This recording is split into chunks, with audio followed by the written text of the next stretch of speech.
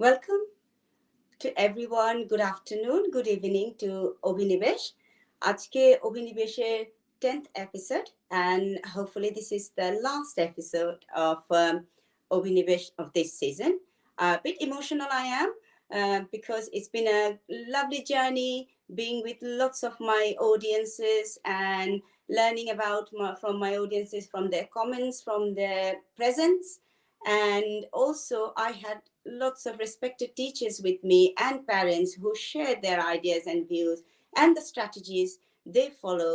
And I use them in my setting, and I try to deliver some through these episodes.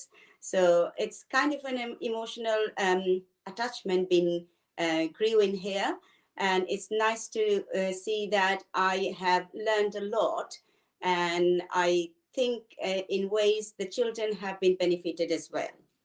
So, coming to this last episode, we are going to talk about GCSE and A level on this episode because the whole point of the Obinibesh is to make sure that from the basics of the foundation stage, we bring the children to the primary section, and from the primary section, how they uh, go and start their journey in a big world throughout the secondary system.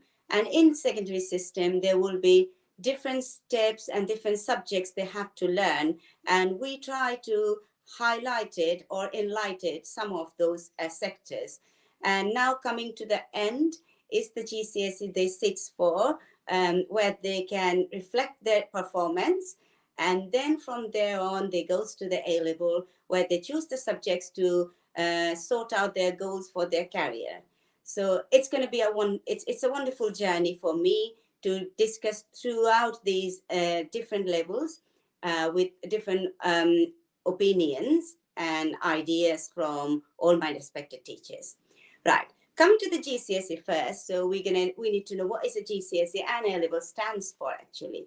So the GCSE stands for the General Certificate of Secondary Education. It is the part of the national curriculum taught to pupils aged 14 to 16 in years 10 and 11. So in some countries, this is also known as O level, but I think the standard is the same standard. It's just the way it's been said in different countries. And A level and is the advanced level qualification, subject-based qualification for students ages 16 and above in anticipation of this impact of this COVID-19. So that comes in the limelight now because on learning throughout these last 2 years, because of this pandemic, we have faced lots of different problems and concerns actually, which build up the anxiety and panic states of students in different ways, and the GCSE have been impacted or reflected really badly in this pandemic time. So the Department of Education cancelled all GCSE exams for the summer of 2020 and 2021, which make a big impact throughout the world for the children. Instead, what they have decided, the grades were primarily based on an internal assessment of student performance. So if I reflect on those, one student at that time stated, I am anxious about our GCSE grades this year. I would rather pass or fail based on my own exam work than teacher-based assessments, which I am finding much more stressful. So with this statement, we can understand what the students have been going through throughout these last 2 years. So in our discussion today, we will try to reflect some of the students' views, and also we'll try to see how they are coping and how the children who are sitting for the exam this year are preparing themselves, keeping all these concerns in their mind. And also that's going to reflect the A-level students. And we'll try our best to give them the support that they are really anticipating, to give their best in their performance from us. So we're going to share our views, how these can be in control, all these anxieties, and what to help and support they can ask for that are in place. They might not be aware of those ones, but as an educator, as an part of the teaching association, how we teachers or the educators can help them. In my discussion today, the studio I am sharing with is I got two respected teachers. I'm really privileged to welcome them to my studio. The first teacher who is sharing the studio with me is Dr. Naima Parvin, and she is at the moment working as a senior lecturer in Coventry University of London. Welcome, Naima. How are you? Thank you very much. I'm fine, thank you. How are you? It's absolutely, I'm fine. I am looking outside and sun is shining. I know it's still cold. Yeah, Nice to see that after 2 days of all this, snowing. that we got this shower of the snow, I would say. It wasn't just the Yeah, snow, it, it's the it, it shower of the was snow we had. snowing. Yeah, Snowing. yeah. It was very unexpected. At the end of March, we have that. But I am really happy to see the sun out today. Right. And audience, I would like to invite in my studio now my another teacher, respected teacher, who is Priyam Dash, who was with me on last episode. And we shared a lot of wonderful strategies and ideas for maths to help children. Welcome, Priyam. I'm so happy to have you back in my studio. Thank you, ma'am. And it is again my pleasure to join such honorable guests, Naima ma'am and also Borna ma'am. So the pleasure is all mine, actually. No. It's The neither learning one is of all it mine. My pleasure. Inshallah. And here, this is my first time Thank in you. Thank you, ma'am. I Abhinivesh. know. So all the Abhinivesh viewers, my greetings, and those excellent TV viewers, those who are observing Ramadan, Ramadan Mubarak. To everyone. Yes, definitely. Yes, in some places it's already iftar time now. We are Yeah. so sorry, but please do enjoy our Universe with your iftar, and just leave any comments you feel like, or if it is not at this time, later on it's gonna go on video on YouTube. And just share your comments, and I would love to sit down with those comments and try to reflect on those ones. I know my guests will be also will help me if I need any help from them as well. Right.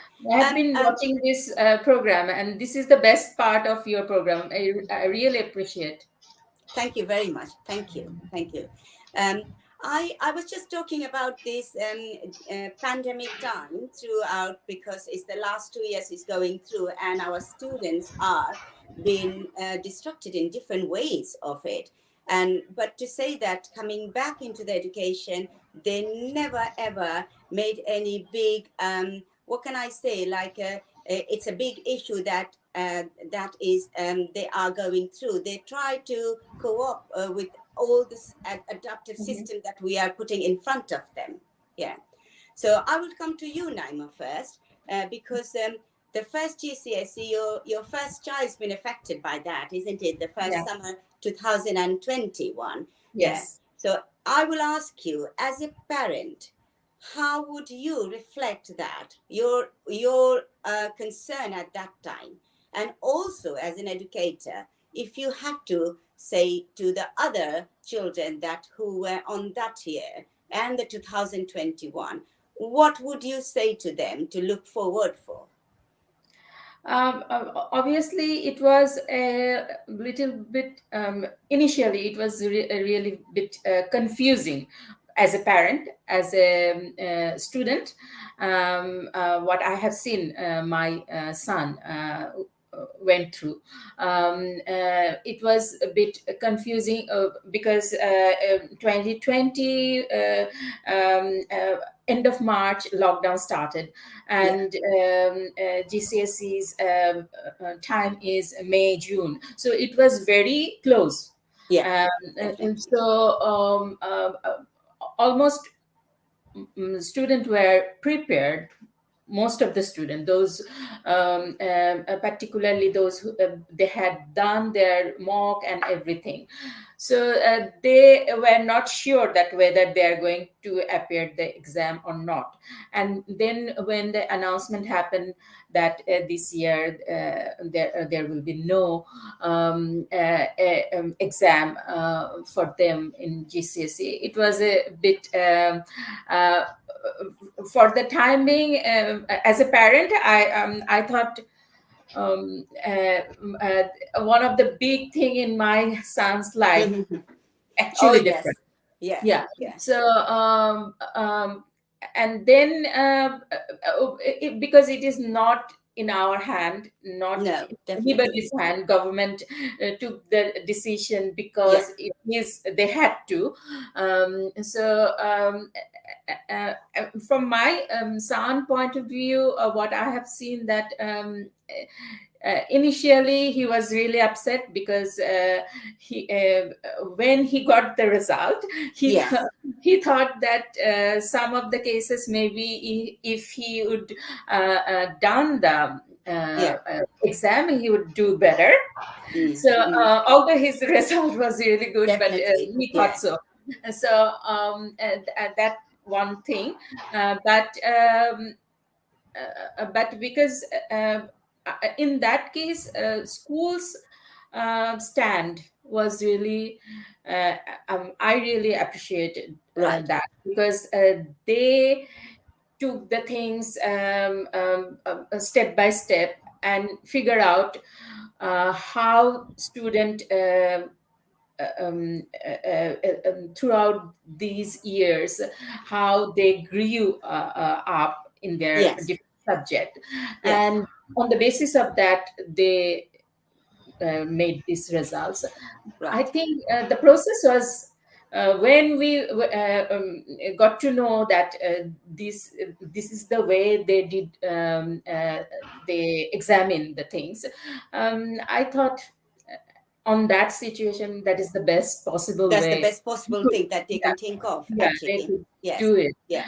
And yes, but still, I have, as a parent, I have sometimes I feel regret that Yes. my son didn't appear there his first board exam. It is very important for the students, isn't it, to see Yeah, for the yeah, first of exam, course. to get the impact of it and understanding why it is, because Yeah. it's taking a responsibility. They Yeah. do take a responsibility of their performance. Yeah, it's a big deal for them. Yes. Now this year he is going to the first time he is going to give the board exam, which is Yeah. 11. This is really challenging. Yeah, finger crossed. Yes, it's Yeah. going to take in place. Yes, we keep our finger crossed. Yes, thank you very much, Naima. That was really lovely to know that, because it's really important. It is always, we think that because we work in the education and we always put ourselves as an educator and a teacher at the first place, but we forget that we are, at the end of the day, we are parents, we are mom, and we're dads, and we got also our own views and own emotions, and we cannot bring them up. And sometimes we also forget to bring that in front of our own children. And we deal with them the same way we deal with the outside. Yeah, with the outside world. Yes. Priyam, how was the impressions in Bangladesh at that time? Did the children get any chance to sit for the exams, or it's been taken as the same way it's been happened in these countries with the assessment of the teachers, teacher-based assessments, the grades? Okay, first of all, I need to mention this, that in Bangladesh, the first COVID case was hit.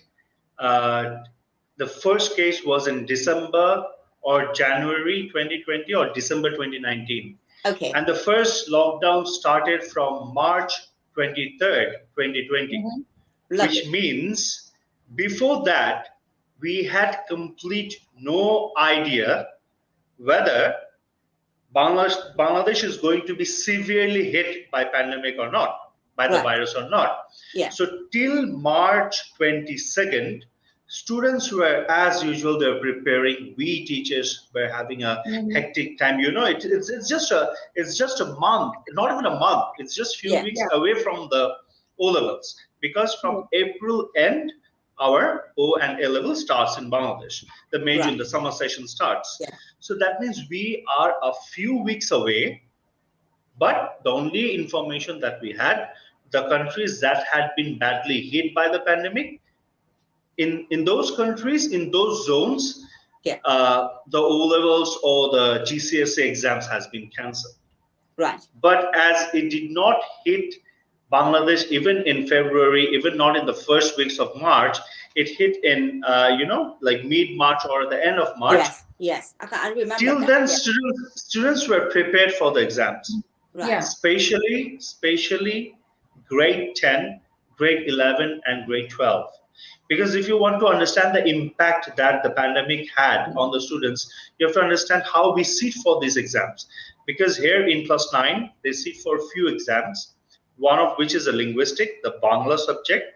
The other one we call Bangladesh Studies, and the IT, the information technology. And the rest, they sit in class 10. So especially those who sat for their major subjects of O levels, like maths, the commerce subjects, physics, chemistry, those batches had a real tough time because it was all of a sudden. They were all prepared, as ma'am said, like her son thought if he would sit for the exam, he would have done better. Yeah. And third, the parents were puzzled because ma'am being a parent and an educator herself, it was easy for her to guide her own students how to work out the things. But for general parents, it was very difficult. It was traumatizing, I think. Exactly. They did not know A or Z of what is going to happen. Only guidelines only started to flow in the schools. School had to communicate each and every time via British Council with Cambridge or with GCSE. So things were all happening at once.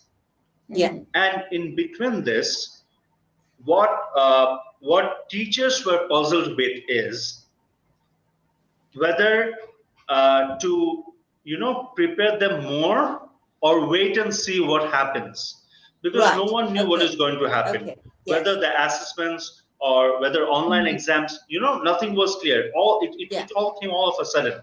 So it was a very, very tense moment for all of us, for the parents, for the teachers, for the students, like for everyone. It was a very different situation, especially the 2020 session. Especially the 2020 session.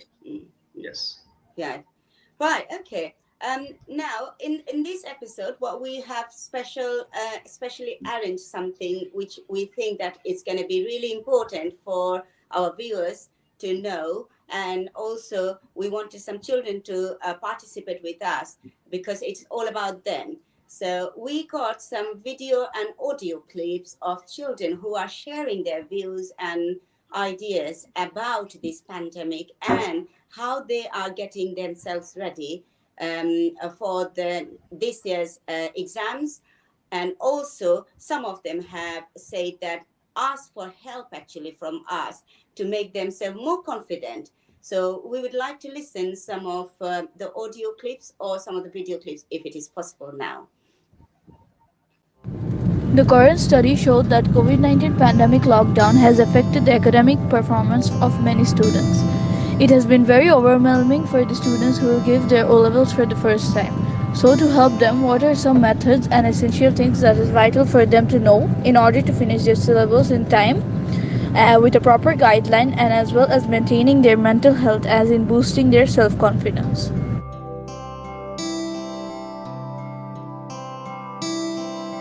It has been recorded that students have been falling behind academically. In this demanding pandemic time, what are some plans of action that are being taken by the students in other countries to overcome this staggering issue? What are some methods and schemes that should be encouraged for the students to follow to help them in this endeavor?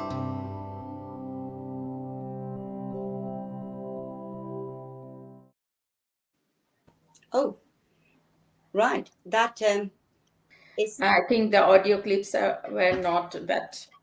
But only the thing I can get from there is they are very worried about their mental health and their well-being, which has become a big issue for them now at the moment. At the same time, they're asking for, is there any method they can follow to make them feel more confident and more happy to sit for their exams?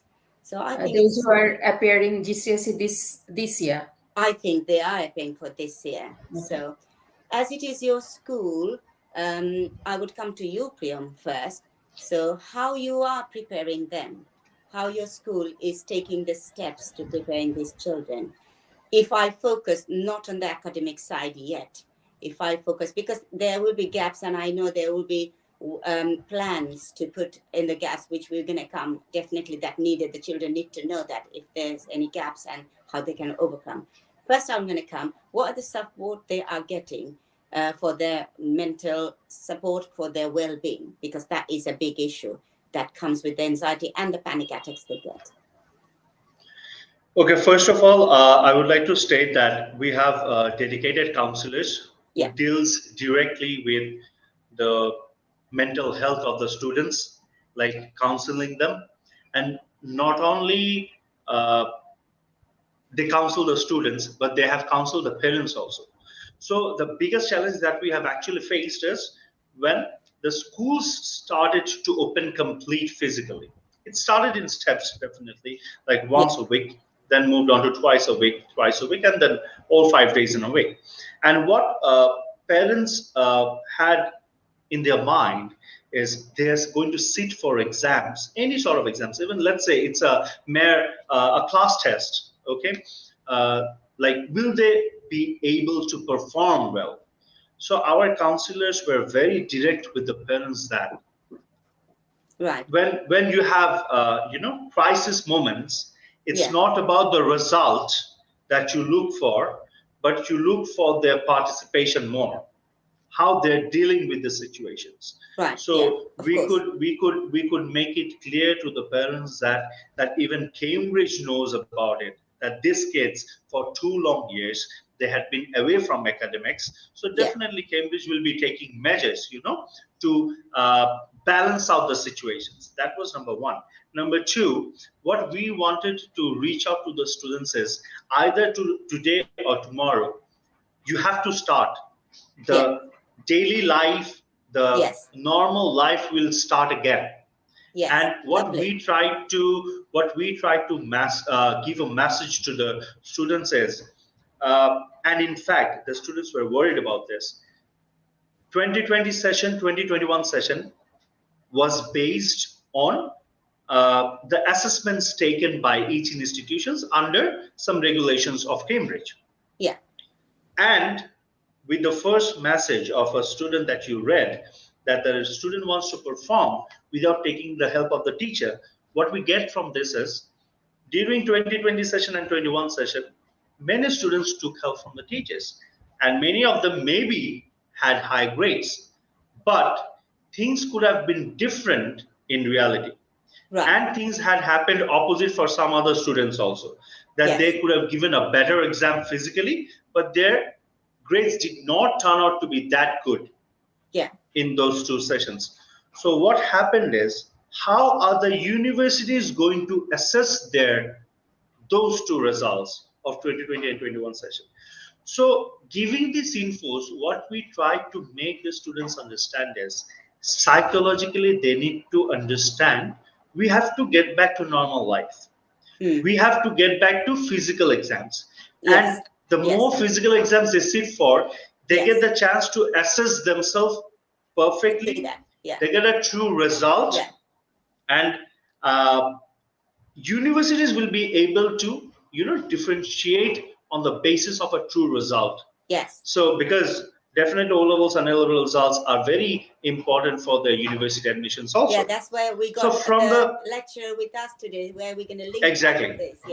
Exactly. So what happened in our school is the counselors, we teachers kept on motivating them and pointing out each and every importance of physical exams.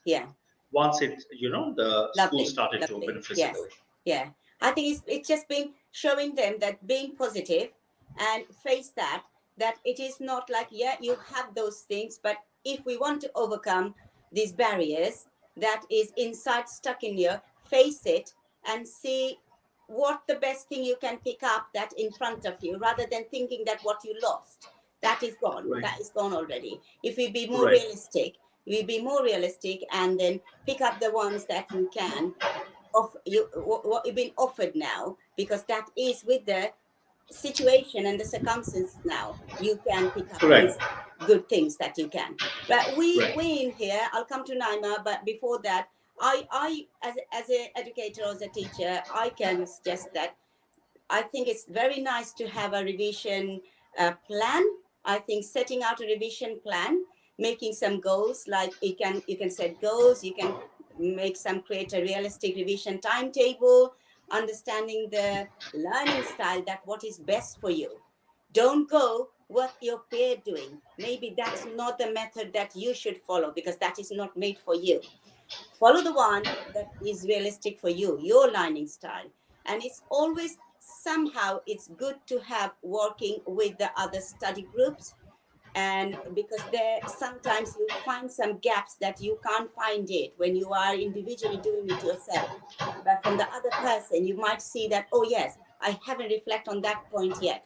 So I think that is really a good idea, to make a revision plan, because you still have the time and work on it. The anxiety will be there, but as Priyam said, take some responsibility of yourself and make sure that you can work it out. Now, would you like to put some ideas and concerns on this matter, please? Frankly speaking, as an educator and as a we were a student as well. Yes, so definitely. I always think that a level of stress and anxiety is important for Yes. exam preparation, and Yes. it actually motivates you. Motivate to you. do That's well. so true. So That's so that true. level of you need to know that what is the threshold level of that anxiety. If it is go course. beyond that, then definitely you need counselor and others. Yes. But a bit of stress is important to Yeah. motivate yourself to do well in your exam preparation. And as you have said, it's a very important point that you have to have proper revision plan. And usually sometimes some parents become really panic. Oh yes. They are panic. That panic they transfer to their kids.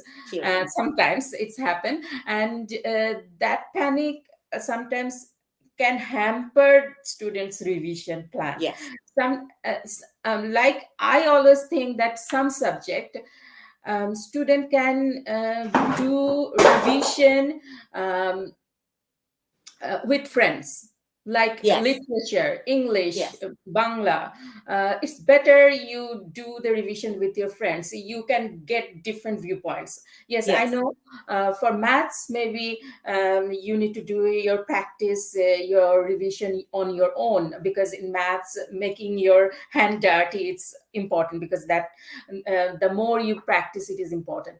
But sometimes if your kids ask you to go to the friend's place to do the revision, and parents have sometimes become really strict about these things. I think the student, you need to give some responsibility, as Priyam said, to the student as well, Yeah. that how they are going to then it will help in their Yes. mental health, because Yes. if they can control something themselves, then it's give them Very confidence. true.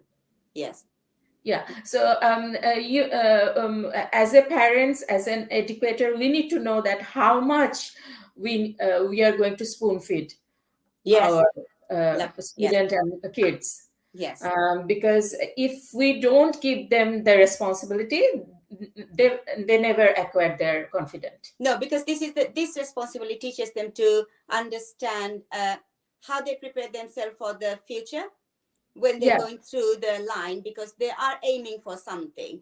If they haven't got any plan, if they don't take the responsibility to know that how much they need to put themselves into it, they're not going to Mhm. aim. You cannot success that aim. Yeah, Because of you course. cannot spoon feed everything at one Yeah. point. That's their responsibility to show their performance that they can achieve that Yes. success. I believe in this way. And Yes. revision plan is one of them. And every individual has different way to adopt these things. So it's better to give them the responsibility to design their revision plan, Yes, of course. Yes. to make them comfortable. Yeah, we have some good comments here. Taran Rashid has sent in a comment. I think it's for Chittagong Grammar School. There was special training for teachers, management, and students to learn the new technology. I believe that Priyam will later on confirm this, but a Confirm more that. interesting Yeah. comment came from Farnaz asking how the students will do their revision with their friends when they are in a remote setting. So I think it's a very valid question where we were talking about revision plan and revision with Yes. friends or in a group. So how will they actually do it in a remote setting? How encouraging is for them to engage again in Zoom or again in remote setting, again via internet, to do a revision session together. Um, Hina Kausar has sent in a comment saying evening plans like assessment helped our CGS students to work on their own. So evening plans, I think Priyam can shed some lights on this one. Yes, So these please. were the current comments. Okay, thank you. Priyam, then I come to you straight with those points. First, we're going to talk about the remote learning. What do you think about that, Priyam? Okay. If I explain you the entire process, Yes. it was a complete shift from physical classes, physical education, everything doing face to face, and we are helping out the students on their copies on the boards. Entirely shifted to virtual platform, Right. which was well. On this note, I must say we teachers and CGS are lucky because we had been practicing this virtual transform from a year back Right. in order to get accustomed to the advanced technology. So we had a shift from physical classes to virtual classes. Now, what are virtual classes? What are the virtual platforms we have? Let me tell you, we have had a training on Google Meet, we had training on Zoom, we had training on WebEx, and now we have dedicated servers like, the LMS. So we are now till class 7, till class 12, we are using LMS as a platform. Okay. The virtual, we call CGS Learn platform. And other than that, we have gone to classes through Zoom. We have gone through classes through WebEx. From school, we tried each and every possible way to Right. make sure that we give the maximum to the kids.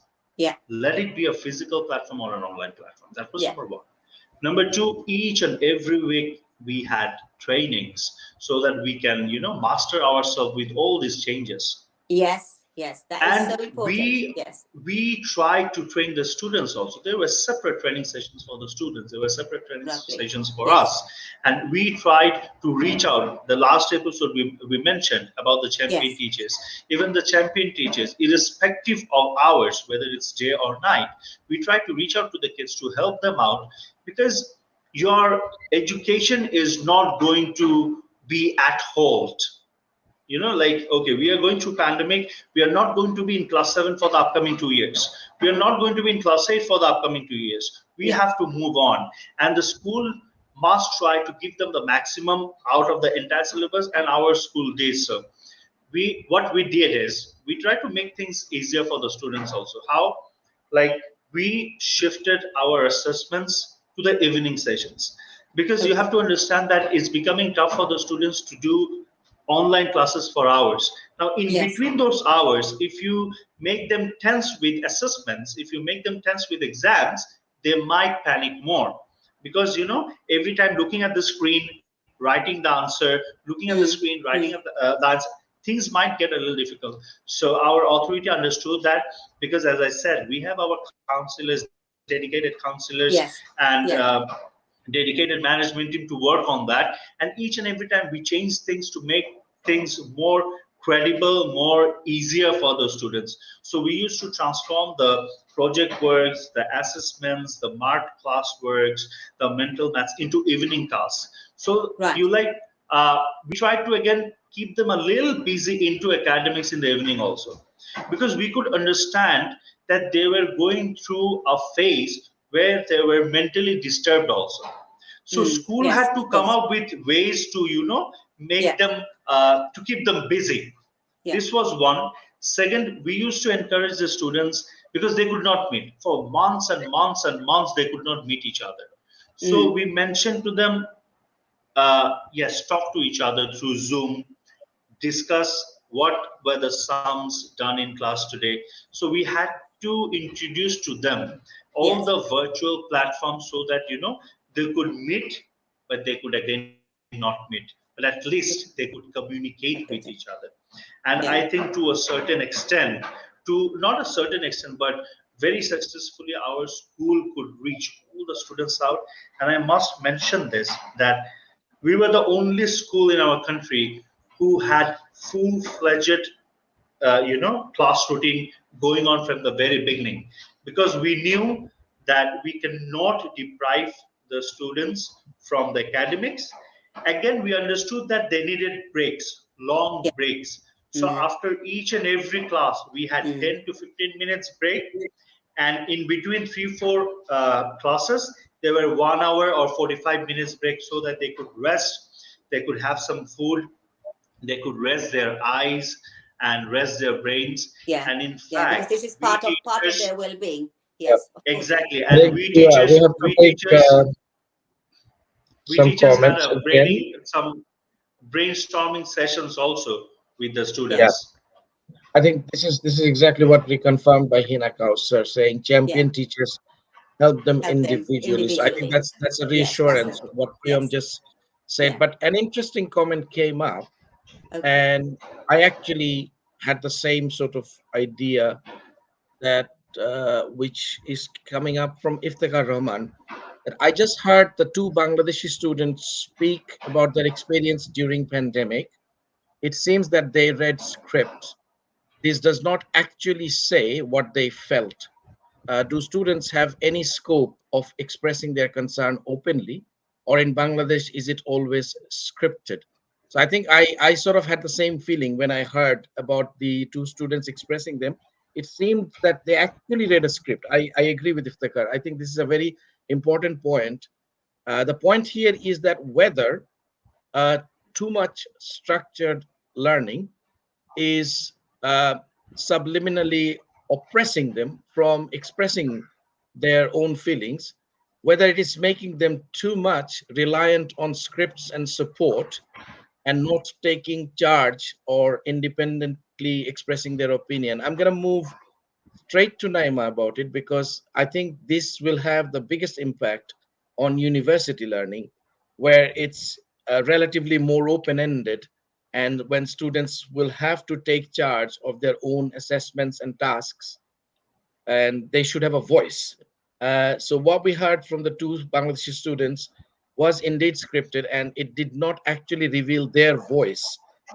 We could hear them talking, but it did not actually suffice their voices independence, which is correctly pointed out by Iftikhar. So I'm going to leave the panel to discuss about it, but I think the first thing I'm going to want to hear is from a university senior lecturer. Actually, that is the thing I have just mentioned. It is very, very important that how much actually school going to spoon feed and how much parents going to restrict their their kids to do the things what they want to do. And this is very, very, I know this is very, very thin line, but we have to figure it out. We cannot spoon feed because they had they went through a bad situation, this pandemic. We cannot spoon feed in each level of them. Then they are not going to grow in their mind as a person. So which is very, very important in the school learning. What we are now today, what I am now, Dr. Naima Parvin, it is because my schooling, my family grooming helped me to do that. So the confidence I have got today, it is because of that. So are we giving our particularly in Bangladeshi education structure, are we giving our students this space, or we are restricting them, actually spoon feeding in every point? That is a big question, and I think it is a good time for us all in everywhere in the world to figure out these things and give our kids, our students, some space to take their responsibilities. If they don't take the responsibility, unfortunately, they won't become confident. Yeah, very true, very true. It's like This if is we very, very say from the important. it's very true, because if we say from the primary school, if I say that when they say that I didn't do it because mom was busy, it's your job. It's not mom's job. You doing reading standing next to mom. Mom not going to tell you not to stop reading. I'm doing something. She's not going to say that. So it's your responsibility to make sure that your mom is aware that you need to do the reading. So take some responsibility. Yeah, I think that is very important. It is really important. Priyam, do you have any opinion on that? Because we're going to go for another clip now very soon. So I would like a very short your opinion, if you want to, your concern you want to share with us.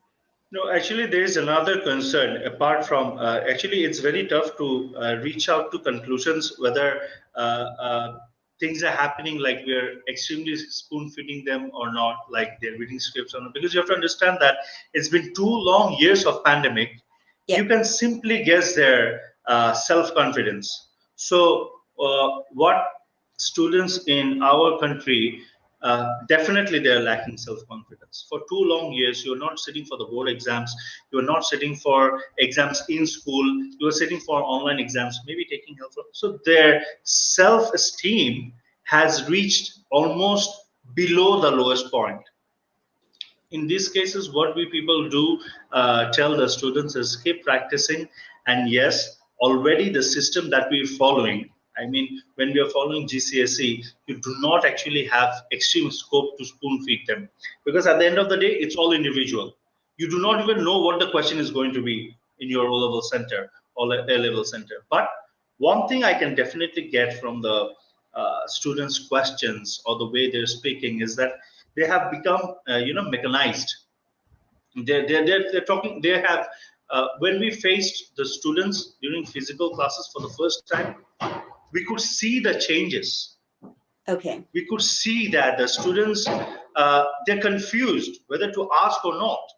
Right. When you ask them, "How are you?" and they'll reply to you, "I am fine." It's like a robot speaking, and this is quite obvious. Yeah. When 2 long years, the students, they don't get to meet their friends, they don't get to meet their relatives, they cannot go out to the playground and play. It's quite obvious that you receive such reactions from the students after 2 years. And I can clearly see in those, the students, they have spoken, like they have written it down and then they have noted, and then they're sending the, reading out the questions. Like you can sense something is wrong with their confidence. Yeah. And that's what they themselves fear, like how they can boost up this self-esteem, how they can, maybe they know everything from their syllabus, still they're not performing. They know everything what is happening around them, they still cannot perform. So this thing, as much as it is affecting we teachers and the parents, it is more, eating themselves up. Yeah. It is being more a tense situation for the students themselves too. So it is high time that we work on their self-confidence and self-motivation and self-esteem. Yeah, right. Thank you. We would like to listen another audio clip now, if possible.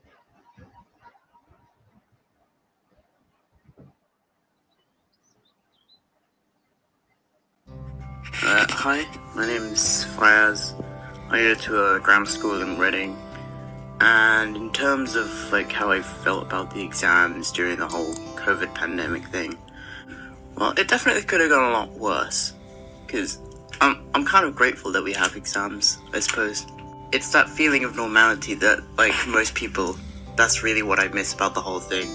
And having had to go into lockdown, that was really what messed me up the most over these exams, is like having to hold myself accountable. I'm really not that very good at that. So doing all this remote learning for so many years, it's definitely not targeted me as a more privileged type of student, not really deprived or anything. It's not really affected me the most, but it has affected me more, like my mindset and such.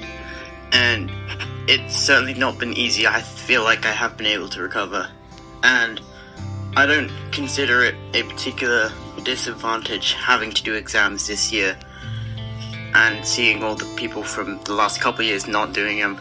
I don't really feel particularly angry about that. In fact, a lot of my teachers have made the point that I should really, if anything, be sort of grateful, considering the amount of resources that we've had and content that we've dropped. For instance, in physics, we have a formula sheet, which makes the whole exam a lot easier because a few of the modules are built entirely around formulas. So that saves me a lot of work. And also in English, we've dropped an entire book that we don't have to study anymore. It's things like that, which, although the exams feel just as daunting as ever, and perhaps a little more unfair considering these last few years, it makes it more tolerable.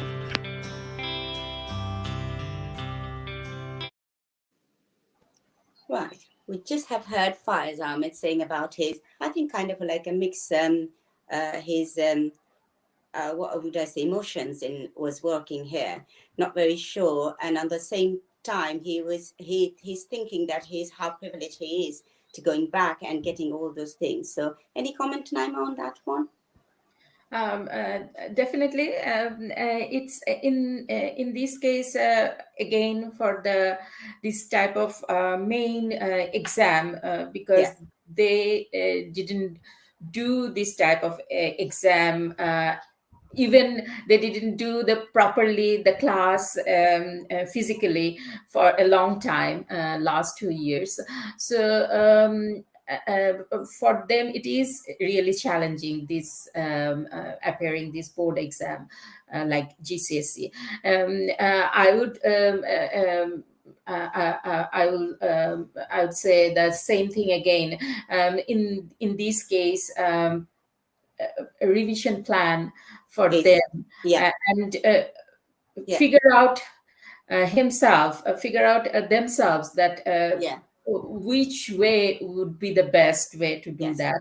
Not necessarily the way Priyam does it, you do it, will be the same for me. So figure out that, and making a timetable.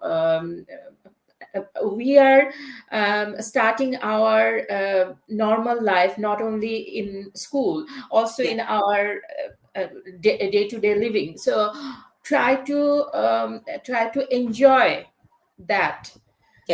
Will definitely support the student to do the things what they used to do 2 years back. So for that, not only the student in themselves, also the teachers and school, and also the family environment is very, very important. Make them comfortable and make them understand that yes, this is actually our life, and in this life we go to play football, we go to watch movie, and at the same time we need to make plan for our study because your exam is nearby. So that's how make them normal and make them comfortable for getting ready for their exam. The best from Faiz's comment that I can guess, like he picked up the subject physics, and he was saying that it was so helpful than the modules they've been described and things. So seems like that children, when they are kind of like if we go by subject, some of them have some favorite subjects, some of them have some subjects they are do struggle, and it reflects really that if you are, as Priyam was saying, that they're giving the subject to subject helps now to them. So if you are really struggling, that kind of helps, really helping Yeah. other children Yes, being of course. into the front to front. Yeah. Mhm. Okay. So we're going to move from GCSE to A level now, because from A level, that's the very important time where the children have to take decision what subject they're going to study in future going to the uni. So I'm coming to Naima first about that. That what do you think that how children should be careful or thoughtful, I would say, not only careful, why they have to be thoughtful to think about what are the subjects and they should choose for A level, and why it is important for them to be really careful when they are thinking about this. Obviously, the A-level subject actually going to lead them towards their university education. So definitely it is very, very important that how they make this decision, which subject they are going to do in A-levels. And for that, this subject choice can start from the subject choice in optional subject choice in GCSE even. But formally the choice started A-level subject choice started from year 10, 11. So here first of all you need to the student needs to understand themselves, that what is their own interest and Right. what is their by the at that time they already went through their GCSE, so they already know that which subject they're good and which subject they have weakness. So on the basis of that, they need to figure out which area, which subject would be better for them. Then they need to take advice from their teacher and obviously take need to consult and discussion with their parents. Sometimes our South Asian parents are very strict about these things, subject choice. um, uh, as an educator, I think it is the worst thing parents can do for their kids. That's So why we want you here, Naima, to tell us a little bit about it, why you think it is that they should be my more son, yeah, he more has flexible got into these in things. GCSE, he has got every subject, he has got A star. All three science, he has got A star. But still, he decided, he thought, he think, and we also think he is excellent in English, and he is very much interested in history. Yeah. So his subject choice for A level is English, history, politics, and another language, that is Spanish. Yeah. So although he got A star in maths, A star in Science physics, subjects. chemistry, Yeah. all the sciences, but we trust on his idea that what he wants to do, and he said during that time he wants to become a writer.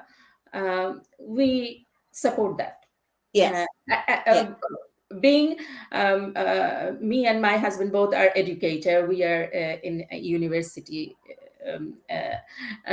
so still we didn't say we are both economists, but we didn't say that you have to do economics because that is not his choice. That's not the If choice. I Yes. if I had to bound him to do economics, maybe he would not become a good economist. So why would I do that? So and finally he decided that he's going to do history, English, and so far he's doing well, alhamdulillah. Yeah, that is very, very important, that student needs to know himself, herself, that what is good for them, and what is actually he or she wants to do in future. Yes. But sometimes it's happened that some student can be very confused after GCSE. They are not sure that what they want to do in future. Then in that case, school can help. Very. That was my point. Was I was about to ask you: is there anything you think that the students should understand, that to kind of achieve a mark that they needed to get into the uni? What other subjects will be the preferable? They have to balance on those subjects. Is there any preferences on those ones, or if not necessarily needed, just you have to look for your mark to get the grade to get into that uni? Definitely, according to the UCAS, you know that they give the in year 12, from May, this process started, when you started to decide where you are going to apply, which uni you're going to apply. So in on that process, it is definitely by that time student already knew that what subject they're doing in A-level, but how it is going to be, sometimes some parents parents maybe push a student to just apply for the top universities. Yes, that is fair enough, but my suggestion always is that students should look for the course where they want to go, rather than rather than the uni. Recently, one of the students I just met, she is doing A-level this year, and she's saying that she wants to do structural engineering, and for that University of Sheffield, the course they offer is the best. So it is not about the universities, it is about that course. So these are the fine details, which is very important. Thank you. That is really valid point. Really valid point. Yes. Thank you very much. Right. We're going to listen to another clip now from A-level student, and I'll come back to you, Priyam, with some other ideas and concepts if you have.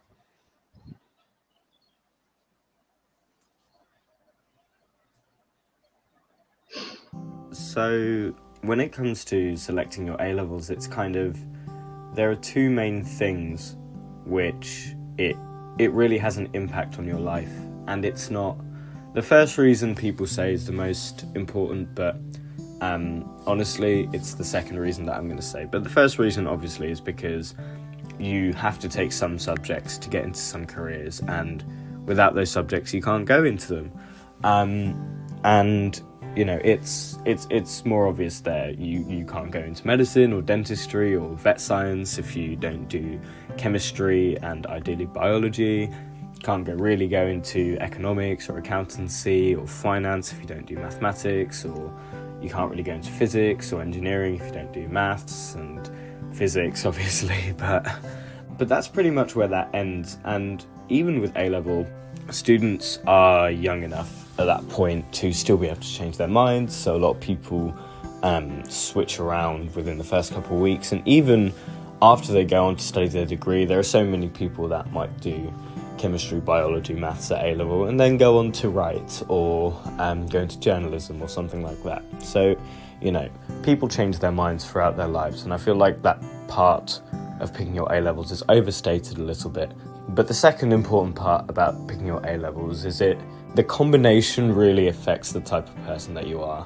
And this is especially important, for example, say you're going to study medicine and you take chemistry and biology. A lot of people would pick maths as a third option, but often it's quite important to pick something different. So you might pick history or Spanish, which would mean you're around a lot of different kinds of people rather than around the same types of people.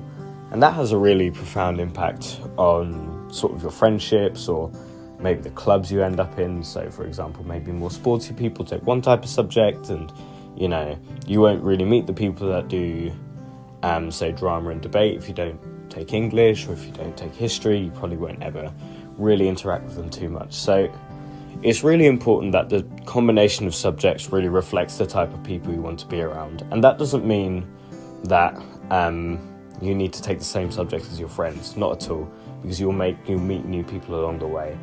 It's always about picking subjects wherein you're surrounded by different kinds of people that stimulate you intellectually in a way that matters. So I think the combination of subjects, yes, it's important in deciding your career, but it's also really important with the people you'll be surrounded with. And another really important thing is the combination you take will affect your workload, and people don't like to confront that. You know, when they pick their options in year 11, they think, oh, I can take 3 subjects, or I can take 4 subjects. Everyone takes 3 subjects, but some people go on to take 4 subjects, where maybe the workload of maths, further maths, history, and French, that would be really, really high. Whereas if you take 4 A-levels, it's maths, French, politics, and psychology, the workload might be lower and more bearable. So those are the main things you need to consider when picking your A-levels. Oh, that was wonderfully explained. Thank you, Ayman. That was really helpful. Tim, what would you reflect on that one then? I would like to pick from the last line that Ayman was saying about the subject choice, where he has chosen, like where he prefers to choose maths, psychology, and politics. Yeah. You know, in this end, in South Asian countries, the scenario is completely different. Right. We are still not exposed to subjects in A-levels like politics or psychology. Okay. Yeah. We are only structured to the basic subjects: physics, chemistry, economics, business studies, mathematics, maybe further maths, biology. So, or to a certain extent, law or the linguistic subjects. Yes. So you understand, like the branches after A-levels has been very small for the people or the students in this region. That's number one.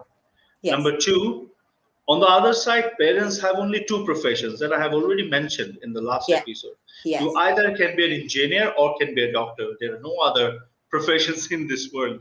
Yes. However, there is a change from that now.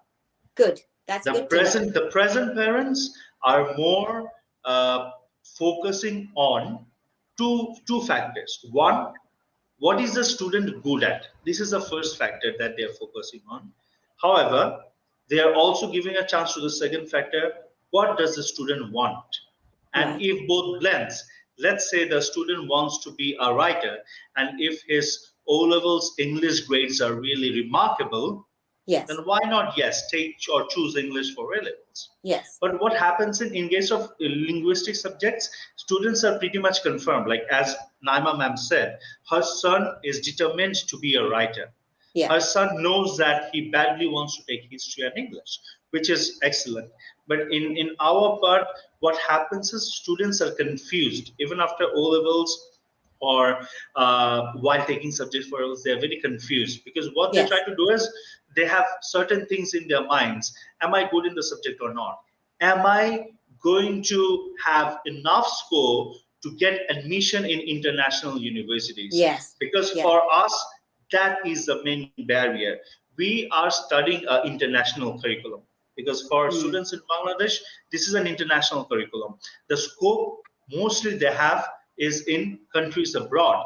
And when they're going to study in countries abroad, they are competing with all the internationals. So they must maintain a very high standard of marks in that particular subject if he wants to study in his beloved subject or beloved sector. So there are many things he has to keep in mind, whether his parents wants him to study in those subjects, whether he would love to study those subjects, whether he would have high marks in those subjects, whether he has the scope to study that subject in my country. So there are many factors, and these factors are really very crucial. Each and every factor is crucial. Right. because Yeah, you of do course. not know like whether you will get admission in that particular university. And apart from the academic result, students in my country has to also think about IELTS. They have to think about SATs. They have to think about other extracurricular exams apart from Cambridge Yes, curriculum. of course. So there are a lot of factors that is influencing them into the tension that they're getting into in case of choice of subjects. And at the end, what they're ending up with, all the common subjects: physics, chem, math. Yeah. There's no challenge they're taking. There's no Yes, challenge they're taking. Okay, if they're going into medical sciences, yes. chemistry, biophysics, then again no math. The fear of math is Especially still there. Priyam, obviously, in that case, a family's pressure is very, very crucial because, Correct. as you said, in Bangladesh, most of the parents they push their kids to either you have to study engineering or medical. That is, this needs to somewhere you need to break that bit. And if we don't do that, how would we get our next Shakib Al Hasan or Professor Yunus, right? Very If true. everybody is engineer and doctor, then how would we get that? I think it's And a big, in it's a fact- big in responsibility fact- for the education now in Exactly. schools to reflect those things then, isn't it? And- To make and- some and- changes. And to And add to this, what the subject choice? Yes. Yeah. and to add to this, let me just explain our procedure that we go through. Actually, in Chittagong Grammar School, the entire subject choice procedure starts right from class 7, and we Right. take help from international institutes like Institute of Yes. Career Counseling. And what we do is, they're the counselors. They take an aptitude test from the students. What are their strong areas? And apart from that, they directly speak to the parents. And their first point is, do not pressurize your choice into the student's choice. We It are should be the constantly, first choice, yeah. we are constantly trying to make the parents understand to come out of the stereotype, ideologies, and to explore the new subjects. And I Yes. would also like to mention, many new subjects has already started in universities in Bangladesh also. We have Yes. biotechnology, we have chemical engineering, we have biotechnology mixed with engineering. Then we have the Asian Women Universities where the political sciences, the food science, nutrition subjects, economics, these are getting a lot of priority. And Wonderful. apart from that, from our schooling level, we are trying to introduce the demanding subjects like global perspective, environmental management, right from class 4, right from class 5, right from class 6. We're trying to introduce this new dimensions of the academic sectors, the new inventions, the new topics, the new subjects to the students from a very young age, so that when they come to the crucial moments of subject choices, they Yes, know they what can they make it. want to do. Exactly. Yes. They know what they love. They know what they want to do. It's an open page for them now. They can read Correct. through and they can go through. It's not that Mhm. somebody is standing on the shoulder and pushing him. It's the Correct. choice of the students now to see through the things and make Correct. their own decision, or at least put in front of their decision. I'm not saying that they're making that's the ultimate thing, but they can put an opinion into it now. Yes. Correct.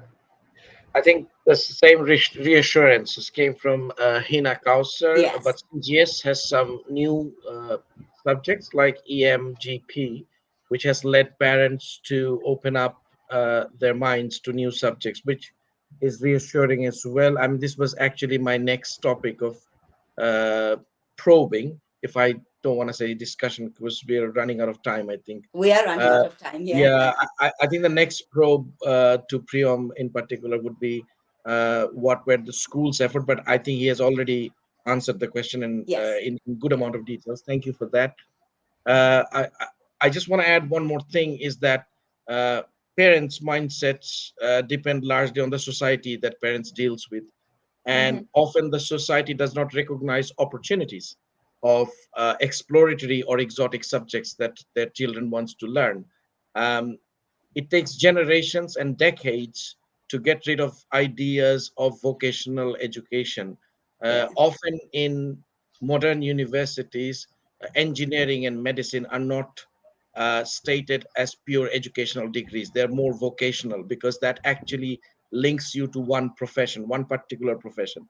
Whereas humanities and open-ended physics, chemistry, biology, sciences are education because that has a continuity.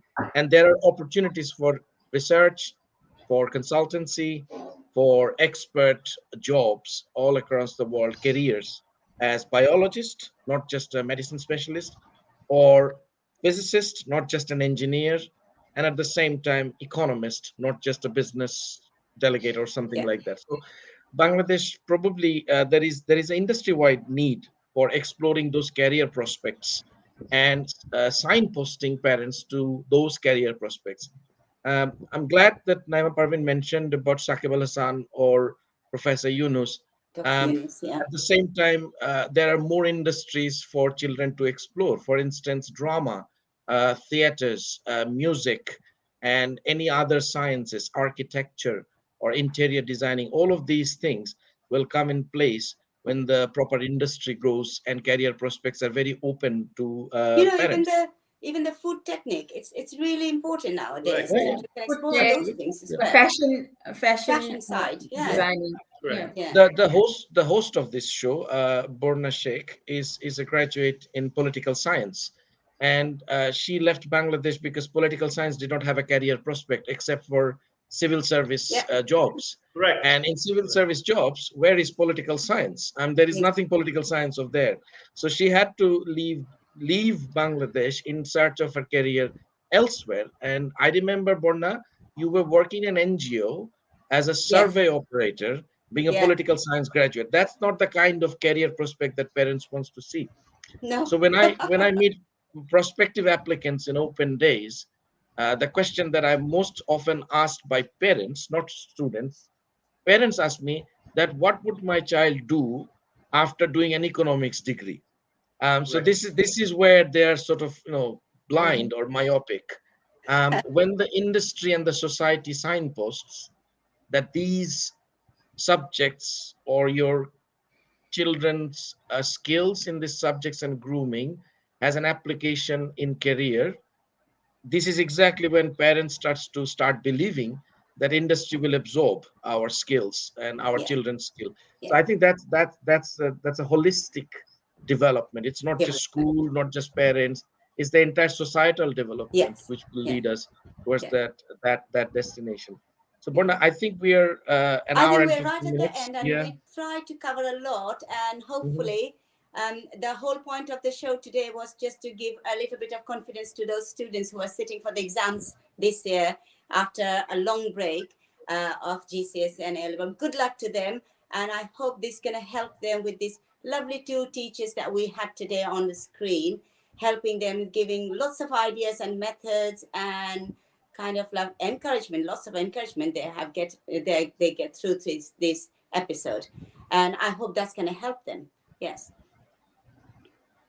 So wonderful. Before we close the season, I think this was the first season of Obinimish, which Oh, ran very successfully. It grew into viewership and it grew into comments and concerns. And we had guests visiting us, guest Taranum Rashid and also Sifatara and Abdullah Al Mamun. And then later on we have Priyam Dash attending two shows.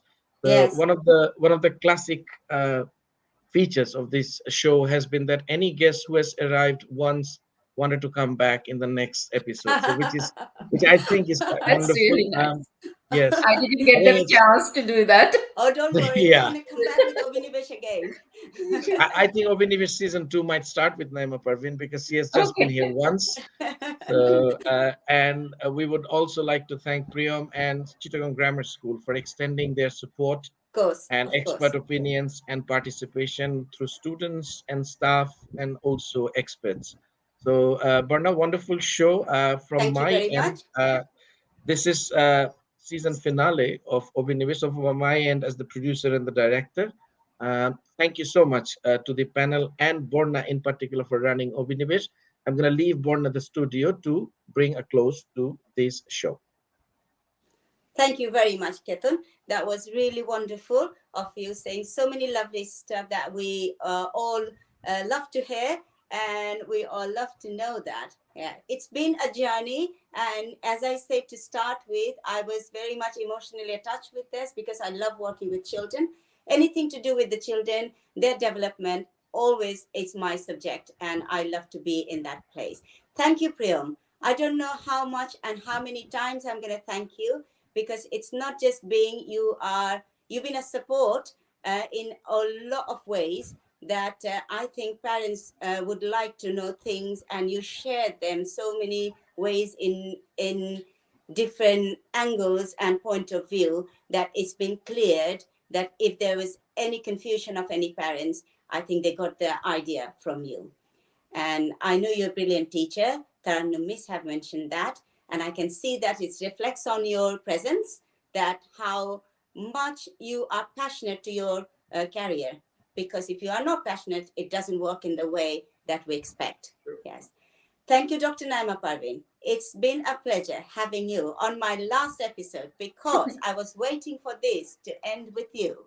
It is important that's to my have pleasure. someone like you who is very experienced and who can give ideas and strategies to all of us, actually, not only the students, it's the educator being a teacher, learning from you. And as I work in a primary school, it is a responsibility from there on to bring the children and pass them to you. So knowing that, how you expect them, what your anticipations on these. And it's been lovely to know all those ideas. Would you like to share some more words with us? It's really my pleasure that I'm part of this Abhinivesh last episode, season finale. Obviously, like you, we as a teacher, in whether it is in school or college or in university, we love our student. Well, that is the main thing, and we always try their betterment.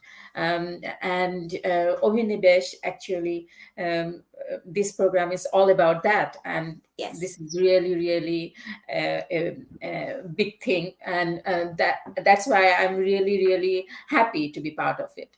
Thank you very much. Thank you for coming. Priya, last words for Abhinivesh?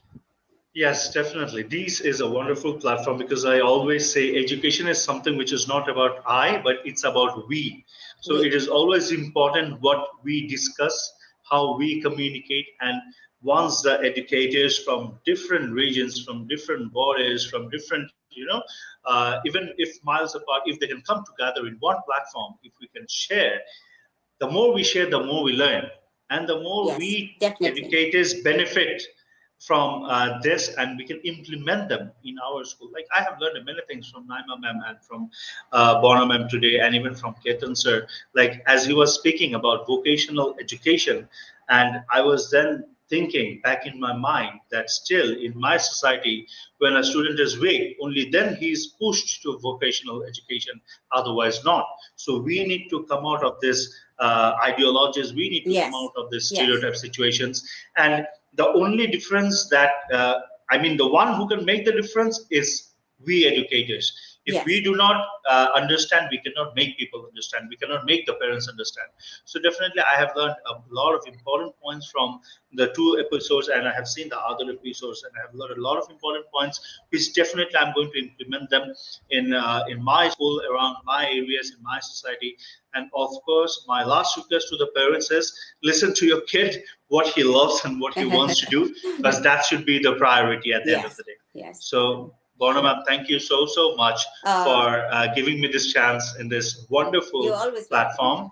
And it has been wonderful sharing the screen with such a honorable person, Naima ma'am. So yes, thank you, definitely. Thank you.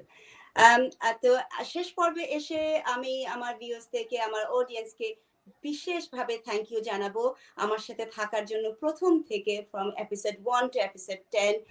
And আমি খুবই আনন্দিত। আমার সব guest যারা এসেছেন, parents এবং teachers, প্রত্যেকের কাছে আমি ভীষণভাবে আমার শ্রদ্ধা এবং আমার শুভেচ্ছা জানাচ্ছি। এবং আপনারা যারা এখানে যেভাবে ছিলেন, কমেন্ট করে বা না করে, আমার কোনো আপত্তি ছিল না। আপনাদের প্রেজেন্স আমার জন্য খুবই ইম্পর্টেন্ট ছিল, কেননা যখন আমি কিছু শেয়ার করছি এটা আমাদের বাচ্চাদের জন্য, ওদের ভবিষ্যতের জন্য, এবং আপনারা সেখানে থেকে সেটাকে সম্মতি দিয়েছেন, এটাই আমার জন্য অনেক বড় পাওয়া অভিনিবেশের থেকে। কেতন শেখকে আমার বিশেষভাবে ধন্যবাদ এত সুন্দর একটা অপরচুনিটি আমাকে দেবার জন্য, কারণ এতদিন ধরে আমি এই ক্যারিয়ারে আছি এবং এটা নিয়ে কথা বলতে পারা এবং এটা এই ক্যারিয়ারটা সম্বন্ধে সকলের কাছে কিছু বার্তা পৌঁছানো এবং সেটা নিয়ে কথাবার্তা বলা মতন আনন্দ, যারা এডুকেটর তারা বুঝতে পারে যে এটা কিভাবে করে তাদেরকে আনন্দ দেয় এবং কতটা আনন্দ দেয়। Thank you very much again for being here today and being every time I needed you, all my audience and all my guests. Thank you very much.